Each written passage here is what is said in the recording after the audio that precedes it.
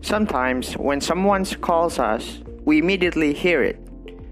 Then we give the response from the his or her calling. From the phenomenon, unconsciously there's a process happens in our brain or thought. The process is called cognitive theories or cognitivism. Cognitivism is a process based on the thought process behind the behavior. Changes in behavior are observed and used as to what is happening inside the learner's mind. Now we move to definition and principles of cognitivism. Cognitivism is a learning theory that focuses on how information is received, organized, stored, and retrieved by the mind. Cognitivism views the mind as an information processor like a computer. For example, in the classroom, instruction should be organized, sequenced, and presented in a manner that is understandable and meaningful to the learner. Cognitivism emphasizes retention and recall through the use of quality teaching practices. You've probably seen cognitivism at work and didn't even know it. Cognitivism is often used in developing classroom lessons and helping students learn higher order thinking skills. Common examples include starting a lesson with a hook to create interest, activating prior knowledge by beginning a lesson with the review quiz, chunking information into comprehensible and digestible parts using graphic organizers to help structure and relate content. These are all examples of cognitivism at work in the classroom. 3 important cognitive theories. Piaget's cognitive development, 1896 until 1980. Piaget is the famous psychologist from Swiss who describes cognitivism theory in the cognitive developmental theory. Piaget's theory states that children actively construct their understanding of the world and go through stages of cognitive development. It means that Piaget described cognitivism in the stage development of children when they are ready to construct the meaning of things through their own understanding, which starts from the simple to complex thing. There are 2 processes underlie in cognitive construction. They are organization and adaptation. Organization is important in order that children construct the meaning of things which makes sense to them by organizing our experience. For example, we specify the less and important ideas, then we connect them. While adaptation is useful when we add the new information in our thinking system because there is important additional information. Vygotsky's Sociocultural Theory, 1896 to 1934. Vygotsky is a Russian psychologist who emphasized the cognitivism theory based on the developmental analysis, the role of language, and social relation. They are child's cognitive skills can be understood only when they are developmentally analyzed and interpreted. It means that if someone wants to know the origin and the transformation from beginning to the next, he must take a part in child's cognitive functioning. Vygotsky's second claim is cognitive skills are mediated by words, language, and forms of discourse, which serve as psychological tools for facilitating and transforming mental activity. It means that language is an important tool for children in early childhood in order to plan their activities and solve the problems. His third claim describes knowledge is situated and collaborative. It means that knowledge occurred in an environment through the interaction with others collaboratively. The information processing approach. The information processing approach emphasizes that individuals manipulate information processing approach is the same with cognitive developmental theory by Piaget that emphasizes in the individual's learning, but the information processing approach does not describe development as like a stage Piaget. The information processing approach involves three basic steps. They are encoding, storage, and retrieval. Implementation. To decide what skills students need in order to understand long division. Students should know basic multiplication, basic division, and how to subtract numbers. Sequencing instruction by teaching prerequisite skills such as multiplication, simple division, and subtraction first will help students build upon prior knowledge to better learn how to do long division. Prepare two things to help the students.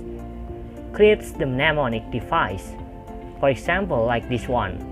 There is a terminology in information technology, specifically in network side.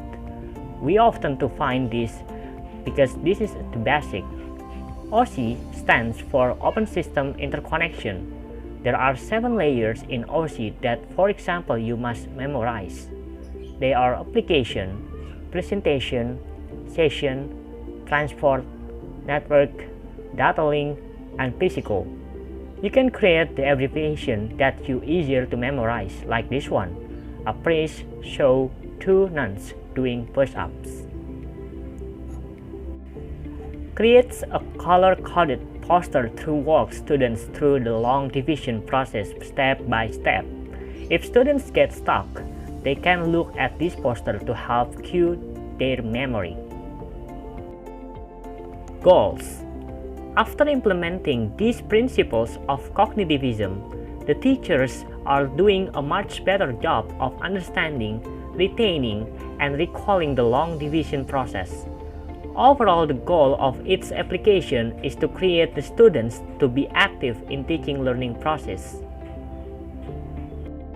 Cognitivism as a reaction against behaviorism. Cognitivist theory developed as a reaction to behaviorism. Cognitivists objected to behaviorists because they felt that behaviorists thought learning was simply a reaction to a stimulus and ignored the idea that thinking plays an important role. One of the most famous criticisms addressed to behaviorism was Chomsky's argument that language could not be acquired purely through conditioning and must be at least partly explained by the existence of some inner abilities. Behaviorism, for example, falls short to explain how children can learn an infinite number of utterances that they have never heard of. What is actually the role of memory? As indicated above, memory is given a prominent role in the learning process. Learning results when information is stored in memory in an organized, meaningful manner. Teachers or designers are responsible for assisting learners in organizing that information in some optimal way. Designers use techniques such as advanced organizers, analogies, hierarchical relationships, and matrices to help learners relate new information to prior knowledge. Forgetting is the inability to retrieve information from memory because of interference, memory loss, or missing or inadequate cues needed to access information. How does transfer occur? When a learner understands how to apply knowledge in different contexts, then transfer has occurred.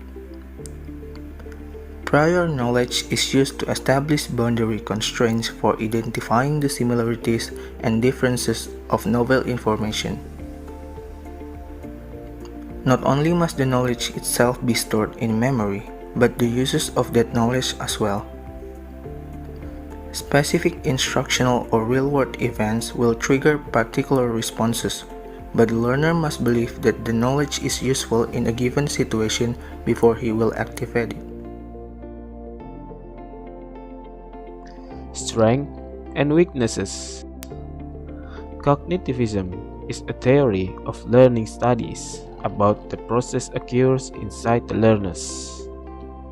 So, as a teacher who wants to apply the cognitivism in his or her teaching learning process, he or she must consider the strength and the weaknesses of it when it applies in the classroom.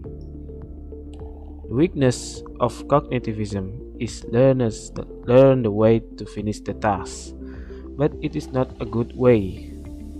The strength, it is the student are trained to do the task in the same way to produce the student who have consistency behavior.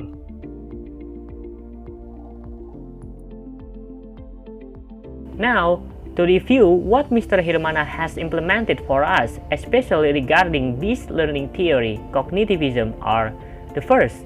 Mr. Hirmana always shares his podcast scripts for us by marking some points that are considered important to remember. He always marks it by giving a bold black font, like you see here.